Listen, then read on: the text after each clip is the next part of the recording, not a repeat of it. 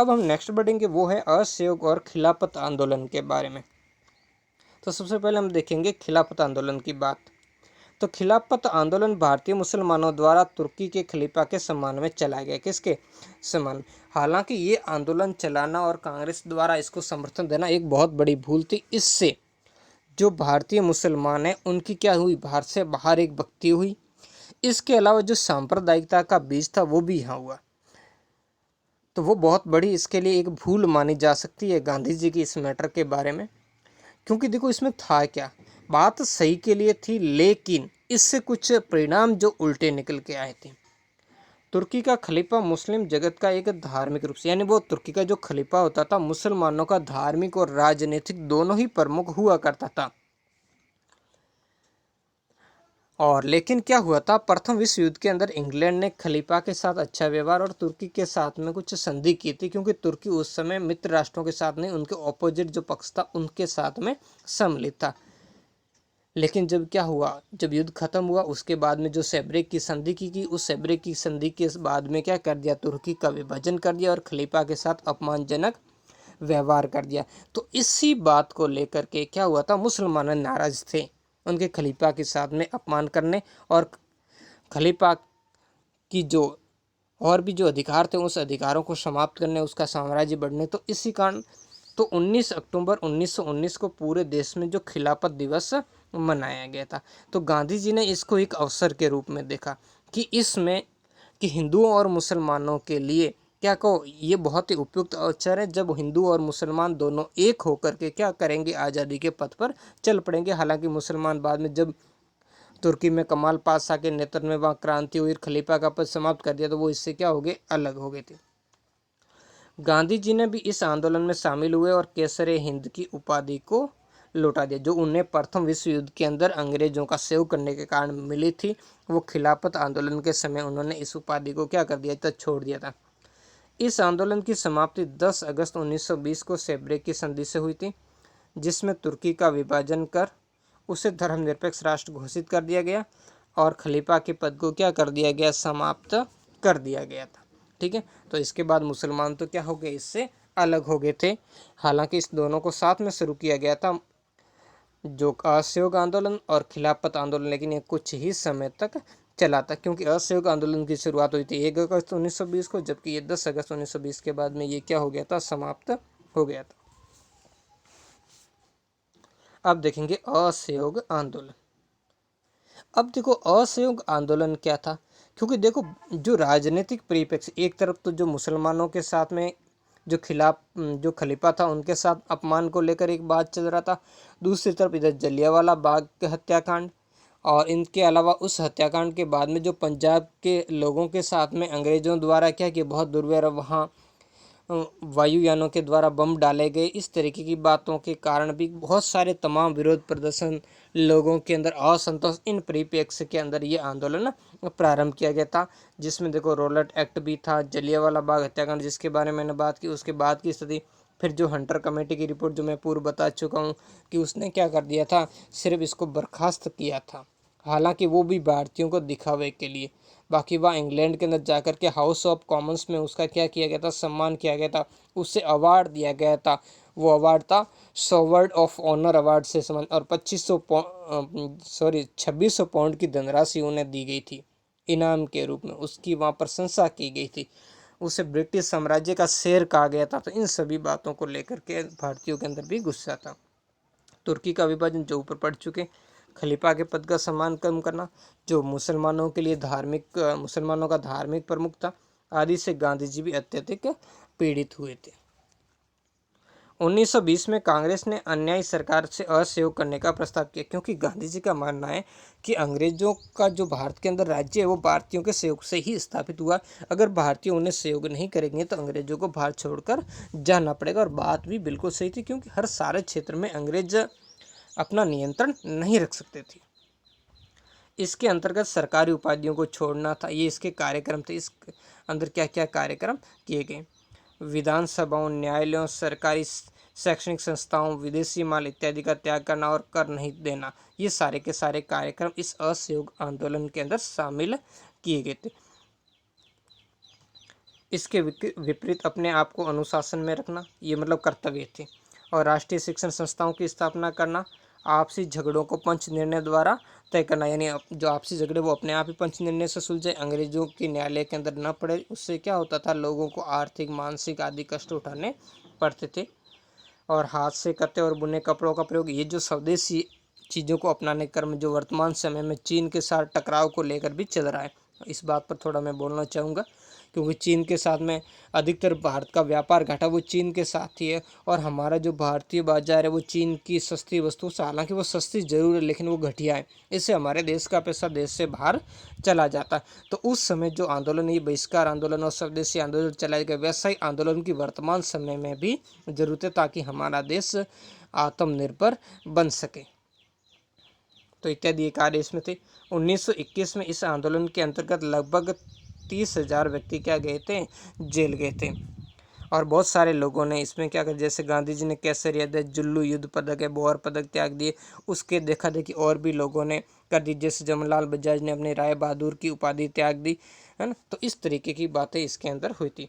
भारतीय इतिहास में ये पहला अवसर था जब स्वराज्य के लिए संघर्ष में इतनी अधिक जनता ने, ये पहला, इससे पहले तो जो भी हुए थे वो छोटे छोटे आंदोलन थे, जैसे कि अपना जो चंपारण था तो वो किसानों के अलग समस्या का था, बारदोली अलग था, है ना, खेड़ा सत्याग्रह था, अलग अलग अपनी अपनी बातों के लिए था। लेकिन ये पहला था जिसमें अखिल भारतीय स्तर की मांगें शामिल थी, और इस आंदोलन ने एक अखिल भारतीय स्वरूप लिया था।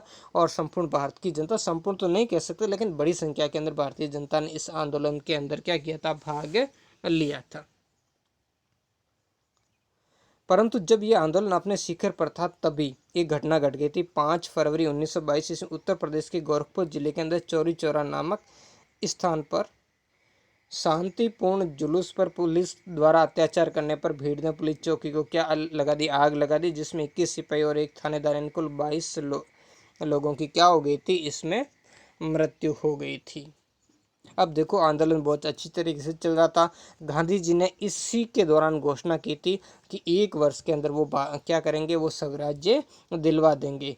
तो इसी बात को लेकर के आंदोलन अपने जोर शोर से लोगों के अंदर नए जोश से चल रहा था। लेकिन ये 1922 ईस्वी के अंदर प्रारंभ के अंदर जो सिविल नाफरमानी आंदोलन है वो चलाया जाना, परंतु ये घटना, ये जो आंदोलन है ये शुरू ही करना था, जो सिविल नाफरमानी आंदोलन। लेकिन इसी दरमियान 5 फरवरी 1922 को ये क्या हो गई थी, घटना घटित हो गई थी, जिसमें शांतिपूर्ण रूप से लोग जुलूस निकाल रहे थे, लेकिन पुलिस ने उन पर क्या किया, उन पर अत्याचार करना, उनकी लाठीचार्ज करना, ऐसा करना, उस पर प्रारंभ कर दिया। तो इससे जो जनता है वो क्या हो गई थी, उत्तेजित हो गई थी। और इस उत्तेजित जनता ने क्या कर दी थी, इस जो गोरखपुर का जो चौरी चौरा थाना, उस थाने को क्या लगा दी थी, आग लगा दी थी, जिसमें ये 22 लोग क्या हो गए थे, सम्मिलित हो गए थे। गांधी जी ने आंदोलन को अहिंसात्मक होते देख 12 फरवरी 1922 को यह आंदोलन वापस ले लिया। यानी देखो, अहिंसात्मक, गांधी जी अपने अहिंसात्मक आंदोलन चला रहे थे, लेकिन आंदोलन हिंसा में बढ़ गया। कई लोग इसमें अलग अलग बातें करते, कई कहते अच्छी बात ही ले लिया गया, कई नहीं ले लिया गया, वो बाद में हम कभी देखेंगे इसके पक्ष में और विपक्ष में बातें। तो 12 फरवरी 1922 को ये आंदोलन क्या कर दिया, गांधी जी ने बारदोली की जो बैठक हुई थी कांग्रेस की, उसमें वापस ले लिया। तो गांधी जी की इस घोषणा से देश के बड़े नेता आश्चर्यचकित हो गए, क्योंकि यह आंदोलन इस समय अपने परवान पर था और बड़ी संख्या के अंदर लोगों के अंदर जोश देखने को मिल रहा था, और अंग्रेज सरकार की हालत भी बहुत ही खस्ता इससे हो चुकी थी। लेकिन ऐसे समय में आंदोलन वापस ले लिया गया। सुभाष चंद्र बोस ने इसे अत्यंत कष्टदायक कहा। मोतीलाल नेहरू, चित्तरंजन दास ने कांग्रेस के अंतर्गत स्वराज्य पार्टी का, क्योंकि वो आंदोलन वापस लिए जाने के सभी निराशा हुई, इनके अंदर जो जनमानस के अंदर भी निराशा का क्या हुआ, सूत्रपात यहीं से हो गया था। इन सभी बातों को लेकर के फिर यहाँ से वापस क्या हो गया था, अब तक जो क्रांतिकारी संगठन थे वो अलग अलग आंदोलन चला रहे, लेकिन गांधी जी द्वारा असहयोग आंदोलन चलाने से उन्होंने वो हिंसक घटनाएं छोड़कर इसकी तरफ आकृष्ट हो गए थे गांधी। लेकिन गांधी जी द्वारा ये आंदोलन बीच में जब वो अपने परवान पर था वापस लेने के कारण फिर ऐसी क्रांतिकारी गतिविधियां या हिंसक गतिविधियों को इसके बाद में आगे चल करके बढ़ावा मिलेगा। जैसे कांग्रेस का भी कह सकते हैं विभाजन ही समझ लो। इसमें मोतीलाल नेहरू और चित्तरंजन दास ने कांग्रेस के अंतर्गत ही क्या कर लिया था, एक स्वराज्य पार्टी का गठन मार्च 1922 ईस्वी के अंदर कर दिया था, जिसने विधान परिषदों में भाग लेकर सरकार के कार्यों में रुकावट डालने का कार्य किया था। प्रारंभ के अंदर भी गांधी जी और इनके अंदर एक मतभेद ही था, जिसमें ये स्वराज्य पार्टी के जो विचारधारा वाले लोग थे, ये विधान परिषदों के चुनावों में भाग लेकर सरकार के कार्यों में रुकावट डालना चाहते थे, जबकि गांधी जी सरकार के साथ में किसी भी तरह का सहयोग नहीं करना चाहते थे। तो इसी बात को लेकर जो टकराव हुआ था, उस टकराव के कारण क्या हुआ था, इस स्वराज्य पार्टी का गठन हुआ था। अब देखेंगे अगला है हमारा साइमन कमीशन।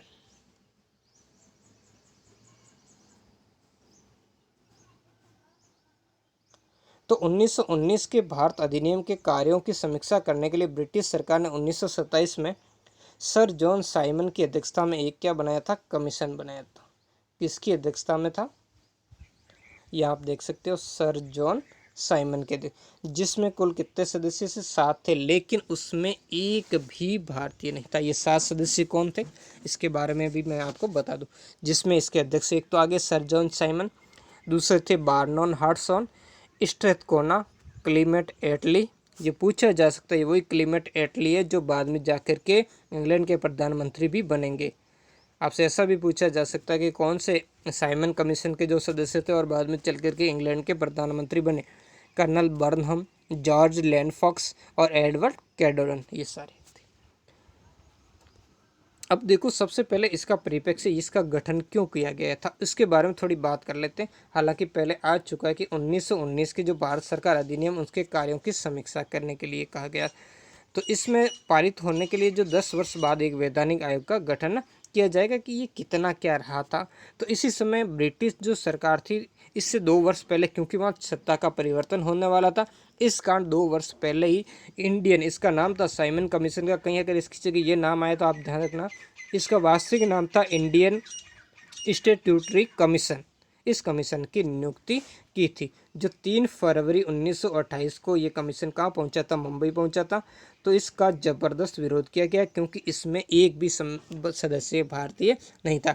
जब अंग्रेज हमारी समस्याओं की क्या जानेंगे, तो इस तरीके से इसका क्या किया गया था, बहिष्कार किया गया था। लाहौर में इसका विरोध लाला लाजपत राय के नेतृत्व में किया गया था। विरोध कर रहे लोगों पर पुलिस ने अंधाधुंध लाठियों की वर्षा की, जिसमें लाला लाजपत राय के सीने में और सर पे उसे चोट आई और 1 महीने बाद उनका क्या हो गया था, देहांत हो गया। तो 1930 में इस कमीशन की रिपोर्ट आई, जिसमें कहीं भी औपनिवेशिक स्वराज्य की बात नहीं कही गई थी, क्योंकि इससे पहले औपनिवेशिक स्वराज्य की जो बात कही जा रही थी और अंग्रेजों ने इसका कहा भी था कि भारतीयों को औपनिवेशिक साम्राज्य दिया जाएगा, लेकिन जो इसकी रिपोर्ट थी, उस रिपोर्ट के अंदर इस तरीके की कोई बात नहीं थी। इसके अलावा इसमें ये एक रिपोर्ट के अंदर कहा गया कि लंदन में गोलमेज सम्मेलन आयोजित किए जाएंगे, जिनमें भाग लेने के लिए भारतीयों को आमंत्रित किया जाएगा। तो इस तरीके की बात इसके अंदर की गई थी। इसका पूरे संपूर्ण देश के अंदर इस आयोग का क्या हुआ, विरोध हुआ, जगह जगह साइमन कमीशन वापस जाओ के नारे लगाए गए। तो ये वीडियो कैसा लगा कमेंट करके जरूर बताएं। नेक्स्ट पार्ट के अंदर हम सविनय अवज्ञा आंदोलन के बारे में हम पढ़ेंगे।